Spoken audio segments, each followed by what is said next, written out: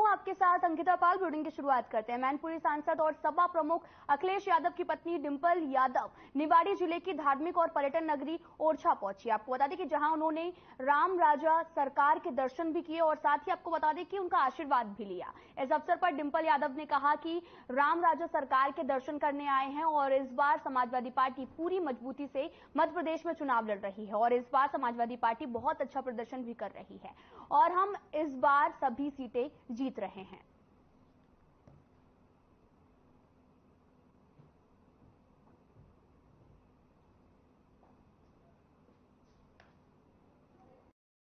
हम मंदिर आए हैं और भगवान जी का आशीर्वाद लेने आए हैं और समाजवादी पार्टी बहुत मजबूती के साथ लड़ रही है मध्य प्रदेश में। हमें पूरी उम्मीद है कि समाजवादी पार्टी का विकास होगा और समाजवादी पार्टी का समर्थन करेंगे।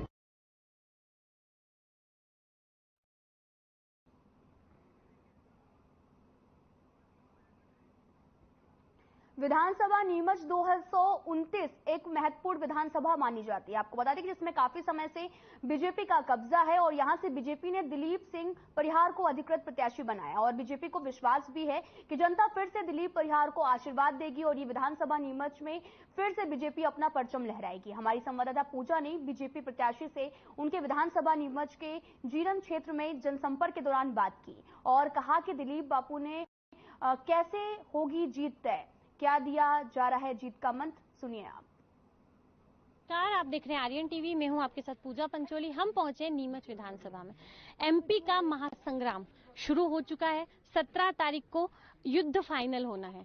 अपने अपने कैंडिडेट, अपने अपने योद्धा दोनों पार्टियां उतार चुकी है। 229 विधानसभा नीमच से भाजपा ने दिलीप सिंह परिहार को अधिकृत प्रत्याशी घोषित किया है। क्षेत्र क्षेत्र में दौरे हो रहे हैं। हम इन्हीं से जानते हैं कि जो चुनाव आ रहे हैं उसमें कैसा जन समर्थन मिल रहा है और इस बार क्या बीजेपी जीत रही है, क्योंकि कांग्रेस दावे कर रही है कि भावी मुख्यमंत्री जो हैं कमलनाथ बनने वाले हैं। शिवराज की विदाई है और कमलनाथ की अगुवाई है। उनका कहना है कमल तो आ रहा है लेकिन कमल का फूल जा रहा है। हमारे साथ यहाँ के प्रत्याशी हैं, उन्हीं से बात करते हैं।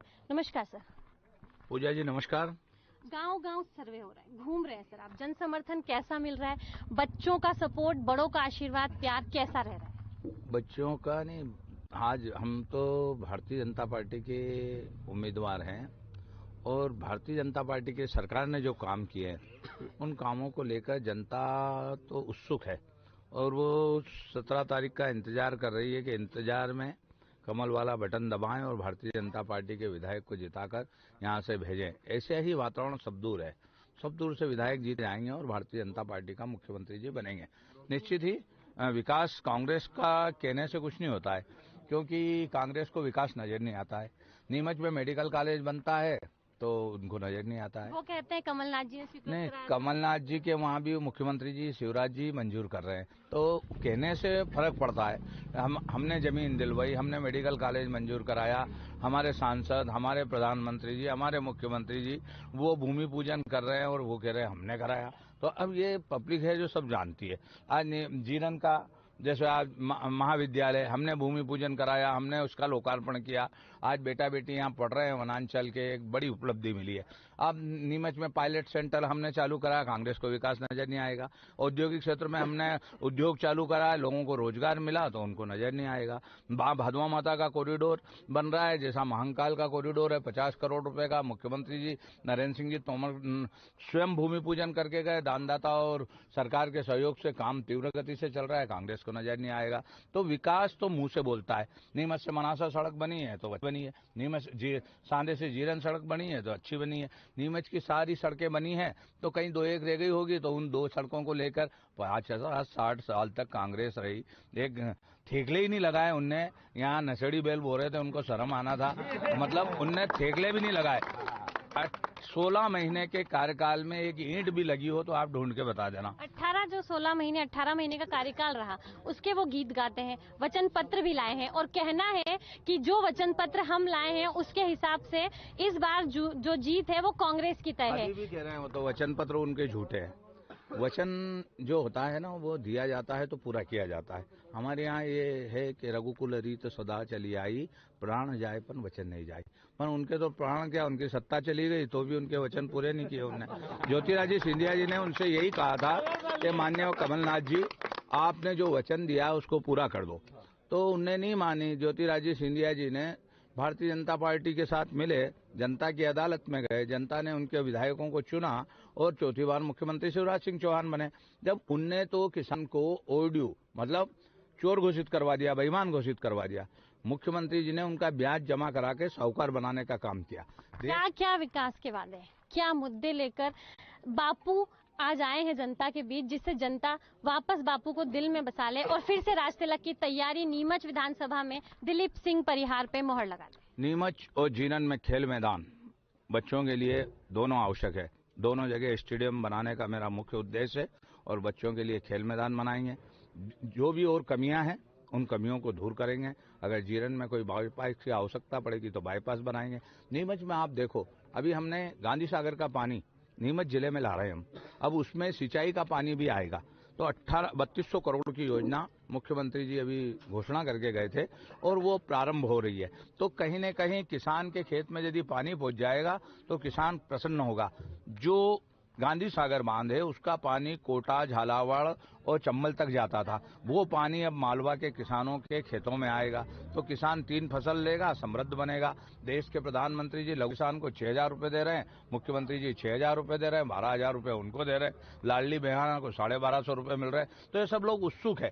अनुसूचित जाति जनजाति द्रौपदी बहन को महामहिम राष्ट्रपति बना दिया, तो सब लोग उत्सुक है कि सबका साथ, सबका विकास, सबके विश्वास और सबके प्रयास से भारतीय जनता पार्टी जीत रही है। कांग्रेस आप पे भी आरोप लगाती है कि इतने साल सत्ता में हो गए, सब जगह जाते हैं, घोषणा करके आ जाते हैं, काम नहीं करते। कभी दान देने की बात करते हैं, दान नहीं देते, खुद अपनी ही सत्ता बनाए जा रहे हैं और 55 किलो के जो हमारे विधायक साहब 110 किलो के हो गए। इस पे मैं आपसे जवाब चाहूंगी, क्योंकि सामने वाले आरोप लगाते हैं, तो हमें बस ये चाहिए कि आप उसका जवाब दें। ये क्या, ये वजन तोलने की काम मशीन लगा ली क्या उन्होंने? कांग्रेस को खुद के गिरेबान में झांकना चाहिए। सुभाष चौरसिया जी स्वास्थ्य मंत्री थे, एक ईंट नहीं लगाई इनने कांग्रेसों ने। 60 साल तक यहाँ राज किया, गरीब गरीब होता गया, गरीब के गले दबाते रहे। आज प्रधानमंत्री आया है तो जिला मेडिकल कॉलेज दे दिया, 5 लाख का आयुष्मान कार्ड गरीबों के जेब में रख दिया। कोई बीमार हो तो 5 लाख तक के इलाज फ्री करा रहा है। अब इनको तो क्या है कि तोलना है, मेरे को तोलना इसलिए कि मैं जीतू जीरा पटवारी को विधानसभा में बोलने नहीं देता हूँ। वो आनंद गढ़ल बात करता है तो हम उसको टोकते हैं, तो उसने कुछ नहीं मिला उसको कि वजन बढ़ गया। अरे तब वजन बढ़ेगा क्यों नहीं भैया? जनता का प्यार नहीं, जनता का प्यार स्नेह मिलेगा तो वजन भी बढ़ेगा। और जनता की सेवा कर रहे हैं, दुआएं मिल रही है। और जहां तक है इस प्रकार का कोई भी एक भी भ्रष्टाचार होता तो हमारे सरकार पे जो भ्रष्टाचार के आरोप लगाते हैं कमलनाथ जी और ये हमारे उम्मीदवार, ये खुद के गिरेबान में झांके, ये इनके परिवार के लोग किस प्रकार से दादागिरी करते हैं। समाज की सौम्य शक्ति की रक्षा करना हमारा दायित्व है। अगर इस प्रकार की कोई भी हमारे किसान को किसी के खेत में यदि कब्जा करना, किसी को परेशान करना कोई भी करेगा तो ये जनप्रतिनिधि सबसे पहले आगे खड़ा रहेगा और किसान की मदद करेगा।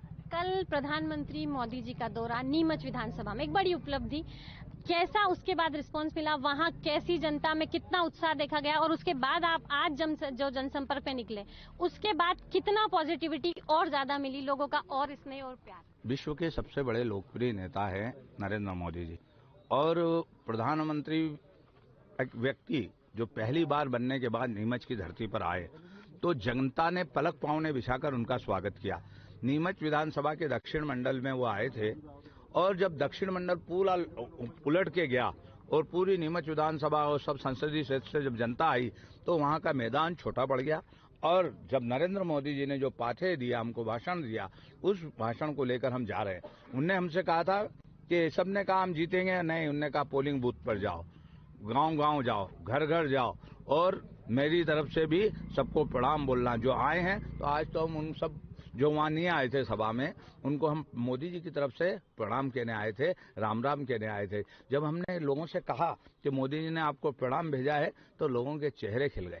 एक व्यक्ति जो आज ऐसा जिसके तेज है, जिसने भारत को शक्ति संपन्न राष्ट्र बनाया है, यदि वो हर गरीब को राम राम भेजता है, प्रणाम भेजता है, इससे अच्छा प्रधानमंत्री कोई हो नहीं सकता है। इसलिए कमल खिलेगा, वापिस मध्य प्रदेश में सरकार बनेगी और देश में नरेंद्र मोदी जी डबल इंजन की सरकार जो काम कर रही है वो गरीब कल्याण के काम कर रही है और इन गरीबों की दुआओं की वजह से ही सबका साथ, सबका विकास, सबके विश्वास के आधार पर भारतीय जनता पार्टी की सरकार बन रही है। बापू का ऐसा कौन सा स्लोगन, कुछ ही दिन बचे हैं, जो कार्यकर्ताओं में दुगनी एनर्जी भर दे कि बीजेपी जीते, सरकार बने और फिर से भगवा का जो है परचम लहराए? देखो, राम राज तो हमारी रग रग में, यह देश राम और रहीम का है। राम नाम की अद्भुत गरिमा, पानी पर पत्थर तेरे, झुका समुंदर से तू बनाया, केसरिया रण में फेरे।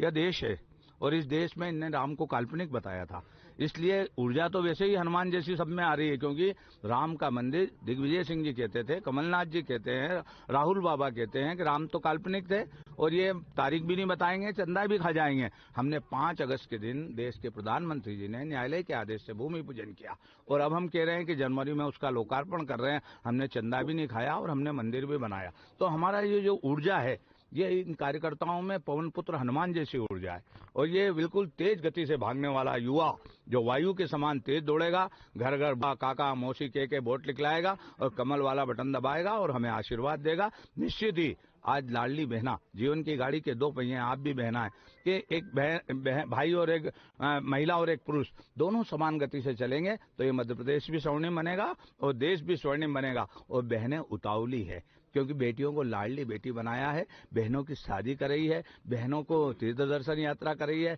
बहनों को लाडली बहना बनाया है। कांग्रेस बोल रही है रेवड़ी बांट रही है बीजेपी। लास्ट टाइम कांग्रेस के पास कुछ है ही नहीं, उनने रेवड़ी कल्चर प्रारंभ किया था, 2 लाख का कर्जा माफ किया नहीं। हम दे तो रहे ना, अगर हम कुछ कह रहे हैं तो दे रहे हैं। उनने कहा था स्व सहायता समूह का ऋण माफ कर देंगे, नहीं किया। उनने कहा था हम बेरोजगारों को भत्ता देंगे, क्या दिया हो? किसी को मिला हो तो बताए। अब वो रेवड़ी कल्चर उनके लिए नहीं है, वो हम यदि किसी गरीब की बेटी का विवाह करा रहे हैं तो रेवड़ी कल्चर, या बुजुर्गों को यात्रा करा रहे हैं तो रेवड़ी कल्चर, एक गरीब बहन को यदि हम मदद कर रहे हैं, सरकार टैक्स काय के लिए लेती है? गरीबों की मदद के लिए लेती है। यदि किसी गरीब बहन के खाते में 1250 रुपए जा रहे हैं तो इनके पेट में क्यों दुख रहा है? ये तो कह रहे हैं हम आएंगे तो बंद कर देंगे और हमारी जनता बंद नहीं करने देगी, क्योंकि कमल खिलाएगी और ये योजनाएं वापिस चलती रहेगी।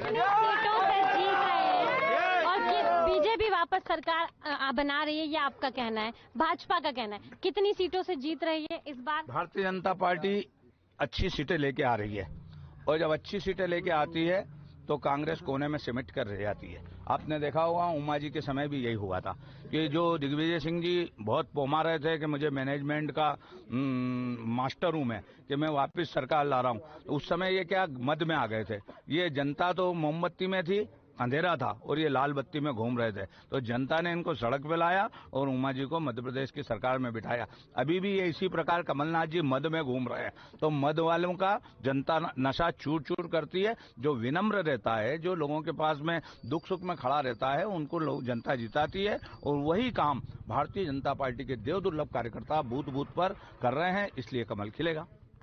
इस बार किसकी सरकार? बीजेपी। क्यों? कांग्रेस क्यों नहीं? कांग्रेस का कुछ काम ही नहीं है, कांग्रेस है ही। इस बार किसकी सरकार? भारतीय जनता पार्टी की सर निश्चित, ये हम जानना चाहते हैं। क्योंकि 20 साल का विकास देखा और भारतीय जनता पार्टी को, और जो यहाँ युवा खड़े हैं ये 20 साल के आसपास के, लेकिन जो आधे लोग खड़े हैं ये 40 साल के आसपास, उन्होंने कांग्रेस का शासन देखा था, ना तो बिजली थी ना सड़क था, मतलब चिमनी।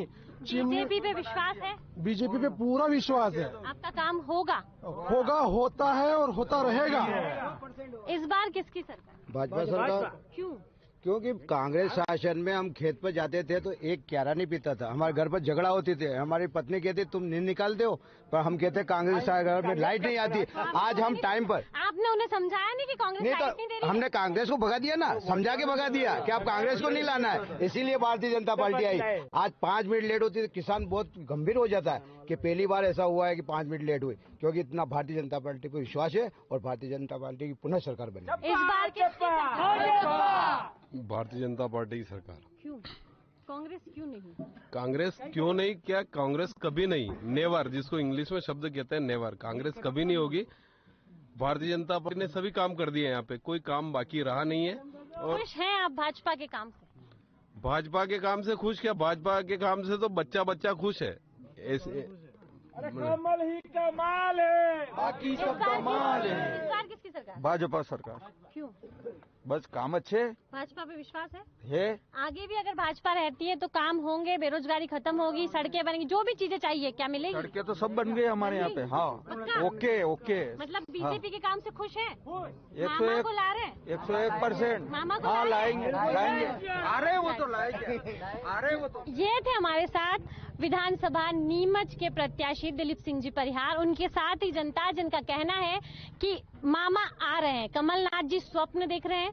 वहीं प्रत्याशी जो है दिलीप जी परिहार का कहना है कि कमलनाथ जी को मद है और उनको मद में रहना जरूरी भी है, चाहिए, इसीलिए भाजपा आ रही है। पूर्ण बहुमत से भाजपा जीत रही है, क्योंकि भाजपा जीत रही है और शिवराज का ही राज तिलक होगा, कमलनाथ जी कहीं नहीं। यहाँ के कार्यकर्ताओं का कहना है कि बस जो दिया था समय वो अप हो गया है, अब कांग्रेस कभी नहीं आएगी, भाजपा का ही राज होने वाला है। सुरेंद्र कुमार के साथ पूजा पंचोली की रिपोर्ट, विधानसभा नीमच से। केंद्रीय मंत्री स्मृति ईरानी ने कटनी का दौरा किया। आपको बता दें कि स्मृति ईरानी ने ये उद्गार व्यक्त करते हुए बीजेपी प्रत्याशी संजय पाठक के पक्ष में जनसभा को संबोधित किया। आपको बता दें कि ईरानी ने भारी जनसमुदाय को संबोधित करते हुए कांग्रेस पर जमकर प्रहार भी किया। उन्होंने कहा कि संजय पाठक को विजय का आशीर्वाद देने आई हूं। उन्होंने ये भी कहा कि बीजेपी धर्म और धैर्य की पार्टी है। जिस कांग्रेस ने श्री राम के अस्तित्व को नकारा था, आज वही कांग्रेस के नेता मंदिर मंदिर भटक रहे हैं। उन्होंने कहा कि राम मंदिर या फिर राम सेतु खिलाफ इसी कांग्रेस की सरकार ने कोर्ट में राम को नकारा था। अब जनता ने कांग्रेस को नकारा है और मध्य प्रदेश में भी जनता कांग्रेस को नकारने के लिए तैयार है। कांग्रेस कहती थी कि मंदिर वही बनाएंगे, तारीख नहीं बताएंगे, और हम बता रहे हैं कि मंदिर भी बनाया जा रहा है और 22 जनवरी की तारीख भी बता दी है।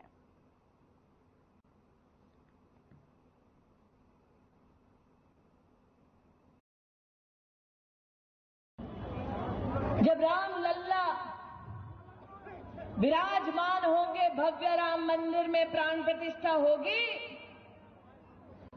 वो हमारे कुछ वर्षों का संघर्ष नहीं, 500 साल का इंतजार है। हमारे पुरखे मिट गए, लेकिन ना हमारा धर्म मिटा, ना हमारा धैर्य मिटा। मैं आज भी याद करती हूं कि जब कांग्रेस के पास सत्ता थी, तब कांग्रेस का दुस्साहस ऐसा था कि उन्होंने कोर्ट में दस्तावेज तक दे दिया कि प्रभु राम का कोई अस्तित्व नहीं है। प्रभु की लीला देखो कि जिनके अस्तित्व को गांधी खानदान नकार रहा था, उस राम की लीला देखो, आज उसी खानदान के बच्चे मंदिर मंदिर भटक रहे हैं भक्तों का वोट मांगने के लिए।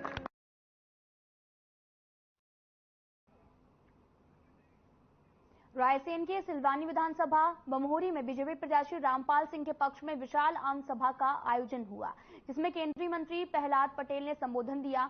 इस दौरान पटेल ने भी कहा कि भारतीय जनता पार्टी का एक पहिया विकास करता है और दूसरा पहिया भारत की विरासत का पहिया है। कांग्रेस का तो यही आरोप रहता है कि बीजेपी विकास क्यों कराती है। विरासत के नाम पर कांग्रेस का एक भी उदाहरण नहीं है जहां पर कांग्रेस ने सकारात्मकता दिखाई हो। चुनाव तो हर 5 साल में होते हैं, लेकिन हमें सोचना पड़ेगा कि आने वाले 25 सालों तक हमारी नई नस्ल सर उठाकर किस तरह से जी पाएगी। इसी के साथ में उन्होंने कहा कि भारत विश्व गुरु अगर बन रहा है तो ये नरेंद्र मोदी की दृढ़ शक्ति है।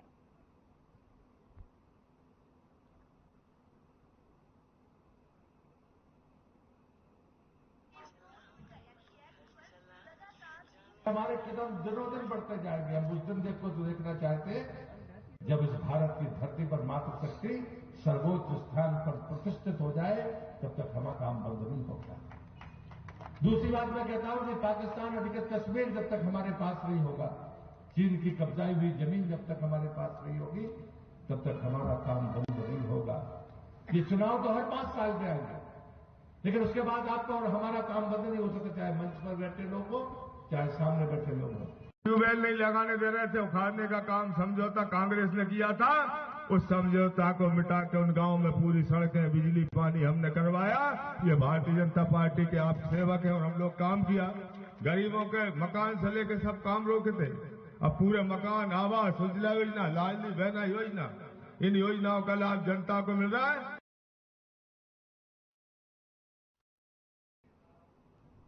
भिंड में उमरी पुलिस और सीआरपीएफ बल ने फ्लैग मार्च निकाला, जहां पर बीएसएफ की एडीएचओसी कंपनी 452 की कंपनी कमांडर के साथ थाना प्रभारी रविंद्र शर्मा ने एरिया डोमिनेशन किया, जहां पर ग्राम भगत के गड़िया, जिनकी गड़िया और साथ ही बजही, पंडारी, पुलावली और साथ ही यहां पर फ्लैग मार्च निकाला गया। और साथ ही आपको बता दें कि यहां पर आचार संहिता का पालन कराने की हिदायत भी दी गई है और ग्राम वासियों को भिंड पुलिस का संदेश, जो कि चुनाव में अवैधानिक गतिविधियों में भाग लेगा, ये चुनाव में बाधा डालेगा और उसके खिलाफ सख्त से सख्त कार्रवाई की गई है।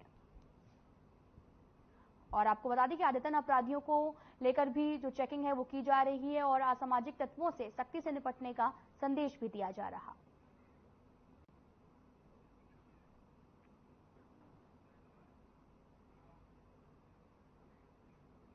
तो वहीं भिंड में निवास रात left arm spinner Vishnu Bharadwaj और ऑफ स्पिनर रोहित रजावत का चयन मध्य प्रदेश के अंदर 19 टीमों में किया गया। आपको बता दें कि 10 नवंबर की शाम मध्य प्रदेश क्रिकेट एसोसिएशन के द्वारा कूच बिहार ट्रॉफी के लिए 15 खिलाड़ियों के नामों की घोषणा की गई।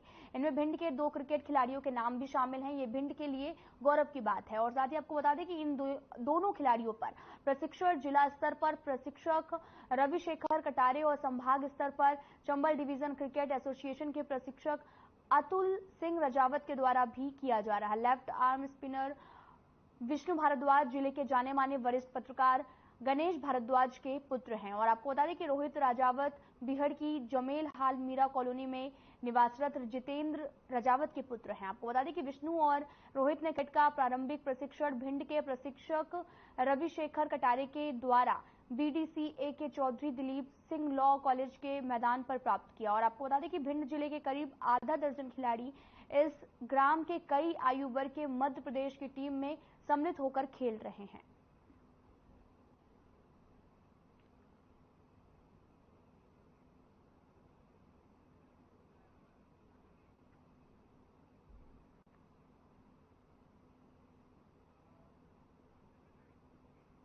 तो वहीं बरही में केंद्रीय मंत्री स्मृति ईरानी ने बीजेपी प्रत्याशी संजय पाठक के पक्ष में जनसभा को संबोधित किया है और कांग्रेस पर जमकर प्रहार भी किया। उन्होंने कहा कि संजय पाठक को विजय का आशीर्वाद देने आई हूं। बीजेपी धर्म और धैर्य की पार्टी है।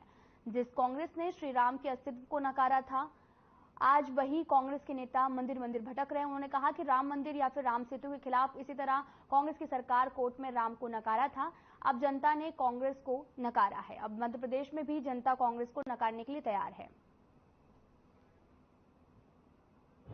सुप्रीम कोर्ट ने कांग्रेस पार्टी और गांधी खानदान का ये मानना है, गरीब को गरीब रखोगे तो हमको वोट मिलेगा। गरीब सशक्त हो गया तो कांग्रेस को कोई नहीं पूछेगा।